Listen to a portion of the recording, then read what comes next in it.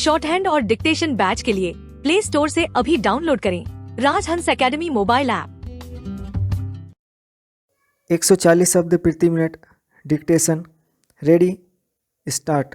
महोदय, हमारे देश में राजनीतिक विचारों में जितनी भिन्नता है उसके मद्देनज़र यह एक असाधारण बात है, जबकि इनमें से ज़्यादातर लोग यही ठाने रहते हैं कि चाहे जो हो और जो भी मुद्दा हो उन्हें विरोध करना है। चुनावों में झटकों और यदा कदा टेढ़े मेढ़े रास्तों के बावजूद प्रधानमंत्री के नेतृत्व में जो नई आर्थिक नीति बनाई गई है उसे राष्ट्रीय स्तर पर स्वीकार कर लिया गया है। माकपा से लेकर जनता दल और भाजपा तक आर्थिक क्षेत्र में मूलभूत सुधार के अलावा पंजाब में नाटकीय बदलाव आया है। बंदूक की लड़ाई की जगह अब पूरी तरह बैलेट की लड़ाई ने ले ली है। उस प्रदेश की जनता के लिए यह दूसरी आज़ादी से कुछ कम नहीं। असम और उत्तर पूर्व के कई हिस्सों में भी ऐसे बदलाव आए हैं, हालांकि वे पंजाब जैसे नहीं हैं। ऐसा समझना कि आतंकवाद का खतरा टल गया है बेशक गलत होगा, पर जो सफलताएं हमने पाई हैं उन्हें स्वीकार न करना कम गलत नहीं होगा। पंचायत और स्थानीय निकायों के चुनाव कराने को भी साधारण काम नहीं समझा जाना चाहिए। इस कदम से गांधी जी के सपने और दिव्यांगत राजीव गांधी की लोकतंत्र के लिए प्रतिबद्धता फलीभूत हुई है। यह संविधान की अपेक्षाओं के अनुरूप लोकतांत्रिक क्रांति को आगे बढ़ाने का प्रतीक है। इससे हमारे राष्ट्र का लोकतांत्रिक आधार मजबूत हुआ है। चेंज हिंदुत्व के घटते उन्माद का ध्यान रखना भी उतना ही महत्वपूर्ण है। भाजपा और शिवसेना को चुनावी सफलता भले ही मिल गई हो, पर राष्ट्रीय स्वयंसेवा संघ का नेतृत्व भी मानता है कि उसका मुख्य कारण कुछ राज्यों में भ्रष्टाचार, बढ़ती कीमतों, बेरोजगारी आदि जैसी सामान्य समस्याओं से निपटने में कांग्रेस सरकार की नाकामी थी, न कि सांप्रदायिक भावनाएं। हिंदू सांप्रदायिकतावाद में स्पष्ट कमी आना बहुत बड़ी राष्ट्रीय उपलब्धि है। इन सबसे महत्वपूर्ण है सार्वभौमिक मामलों में भारतीय व्यक्तित्व का फिर से उभरना। इसके आयाम हमारे विदेश संबंधों में आर्थिक अंश की वृद्धि से कहीं अधिक हैं। चीन से संबंध लगातार सामान्य होते जा रहे हैं। भारत ईरान संबंध फिर कायम हो गए हैं। इसी तरह दक्षिण अफ्रीका के साथ परस्पर लाभ के सहयोग की नई संभावनाएं बनी हैं। अमेरिका और अन्य विकसित पूंजीवादी देशों से सहयोग बढ़ने की दिशा में समुचित ध्यान दिए जाने के बावजूद किसी भी मसले पर हम नहीं झुके हैं। समर्पण की बात तो दूर है, इसमें आर्थिक संबंधों के महत्वपूर्ण स्वरूपों के अलावा रक्षा का क्षेत्र भी शामिल है।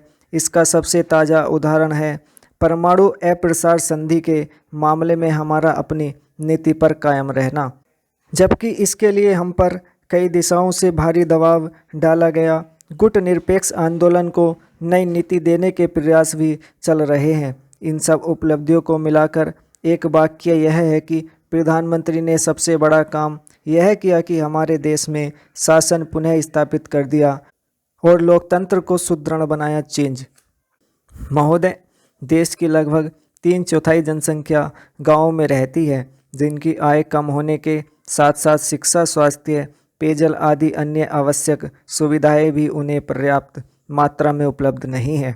ग्रामीण क्षेत्रों और ग्रामीणों, विशेषकर अनुसूचित जातियों, जनजातियों, कमजोर वर्गों और गरीबी की रेखा से नीचे रहने वाले लोगों का विकास एवं गरीबी उन्मूलन भारत की विकास योजनाओं का प्रमुख उद्देश्य रहा है।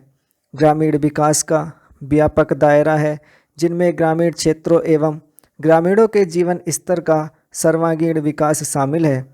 इसका अर्थ निर्धनतम लोगों की अपने स्थानीय सामाजिक एवं आर्थिक परिस्थितियों में उत्पादन क्षमता की वृद्धि है। ग्रामीण विकास की प्रक्रिया में पूंजी का निवेश एवं उसका विस्तार, उत्पादक शक्तियों का विकास तथा निर्धन एवं बेरोजगार ग्रामीणों का अर्थव्यवस्था के उत्पादक विकासशील क्षेत्रों में सम्मिलित होना आवश्यक है। मंत्रालय की गतिविधियों का मुख्य उद्देश्य गरीबी पर सीधा प्रहार है, जिसके अंतर्गत विशेष मजदूरी, रोजगार व स्वरोजगार कार्यक्रम, भूमि सुधार, बंजर भूमि विकास एवं जन संभरण विकास कार्यक्रम हैं।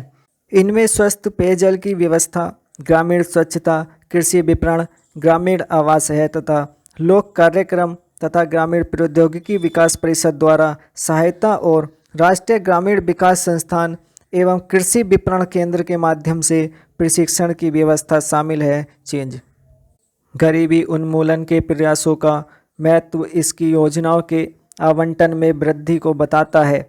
जहां 9वीं योजना में इसका परिव्यय 40,000 करोड़ रुपए था, उसे बढ़ाकर 10वीं योजना में 80,000 करोड़ रुपए कर दिया गया है।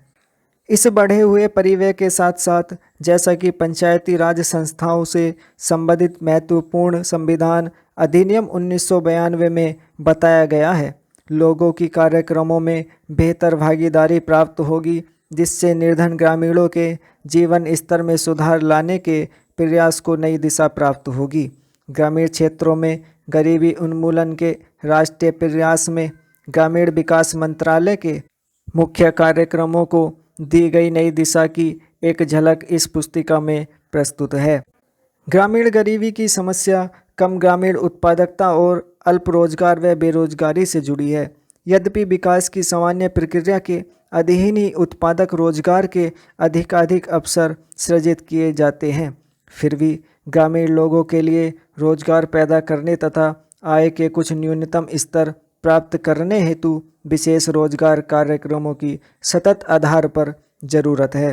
उपयुक्त उद्देश्यों को ध्यान में रखते हुए समय समय पर रोजगार सृजन की विभिन्न योजनाएं चलाई गई थी। 7वीं योजना के आखिरी वर्ष में 1 अप्रैल 1989 से उस समय विद्यमान 2 रोजगार कार्यक्रम, राष्ट्रीय ग्रामीण रोजगार कार्यक्रम और ग्रामीण भूमिहीन रोजगार गारंटी कार्यक्रम को जवाहर रोजगार योजना नामक ग्रामीण रोजगार कार्यक्रम में मिला दिया गया था। जवाहर रोजगार योजना का मुख्य उद्देश्य ग्रामीण क्षेत्रों में बेरोजगार पुरुषों तथा महिलाओं के लिए अतिरिक्त फायदेमंद रोजगार का सृजन करना है। ग्रामीण आर्थिक आधार ढांचे को सुदृढ़ बनाकर सतत आधार पर रोजगार के अवसर सृजित करना है। चेंज महोदय, सामुदायिक और सामाजिक परिसंपत्तियां सृजित करना, ग्रामीण गरीबों को प्रत्यक्ष तथा निरंतर लाभ पहुंचाने हेतु उनके लिए परिसंपत्तियों का निर्माण करना, मजदूरी स्तरों पर सकारात्मक प्रभाव डालना, ग्रामीण लोगों के जीवन स्तर में समग्र रूप से सुधार लाना। गरीबी की रेखा से नीचे बसर करने वाले लोग लक्षित वर्ग हैं। अनुसूचित जातियों, अनुसूचित जनजातियों और मुक्त बंधुआ मजदूरों को वरीयता दी जाती है। रोजगार के 30% अवसर महिलाओं के लिए आरक्षित हैं। केंद्र और राज्यों द्वारा 80 व 20 के अनुपात में व्यय वहन किया जाता है। केंद्रीय आवंटन देश के कुल गरीबों की तुलना में राज्य संघ शासित क्षेत्रों के गरीब ग्रामीण लोगों के अनुपात के आधार पर किया जाता है। वे सभी कार्य शुरू किए जा सकते हैं जिनसे टिकाऊ उत्पादक स्वरूप की सामुदायिक परिसंपत्तियों का सृजन होता है। पंचायत समिति द्वारा परियोजना का मूल्यांकन और अनुमोदन किए जाने के पश्चात उसे अनुमोदन देने हेतु ग्राम पंचायत सक्षम है। संसाधनों का कम से कम 60% भाग मजदूरी घटक पर खर्च करना होता है। चेंज जवाहर रोजगार योजना के कार्यों के निष्पादन हेतु ठेकेदारों अथवा बिचौलियों को लाए जाने की अनुमति नहीं है। मजदूरों को रियायती दरों पर प्रतिदिन 2 किलो खाद्यान्न दिया जाता है। 1755 पुनर्गठित ब्लॉकों में मजदूरों को दिए जाने वाले खाद्यान्नों की जारी मूल्य प्रति किलोग्राम 50 पैसे कम है।